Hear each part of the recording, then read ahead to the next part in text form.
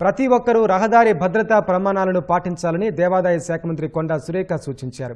Warangal police commissionerate ఆధ్వర్యంలో ఏర్పాటు చేసిన జాతీయ రహదారి భద్రతా మాసోత్సవాలకు ఆమె ముఖ్య అతిథిగా హాజరయ్యారు. నగరంలోని పోచమ్మ మైదాన కోడెల నుంచి ఎంజీఎం కోడెల వరకు ద్విచక్ర వాహన ర్యాలీలో పాల్గొని వాహనదారులకు హెల్మెట్ ప్రాధాన్యతను వివరించారు. ఈ ర్యాలీలో పలు విద్యా సంస్థలకు చెందిన విద్యార్థులు, స్వచ్ఛంద సంస్థల ప్రతినిధులు, పోలీసులు పాల్గొన్నారు.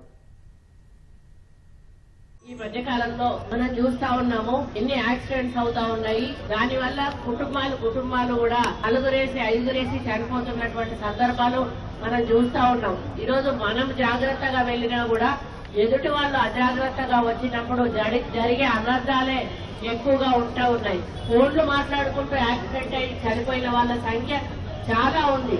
కానీ ఒక హెల్మెట్ అనేది మన ప్రాణాన్ని కాపాడుతుంది అని చెప్పడంలో ఎక్కడా అతిశయోక్తి లేదు. ఒక ముందు డ్రైవింగ్ చేసేవాడే కాదు, వెనుక కూర్చున్న వాళ్ళకు కూడా హెల్మెట్ పెట్టాల్సిన అవసరం ఎంతైనా ఉంది.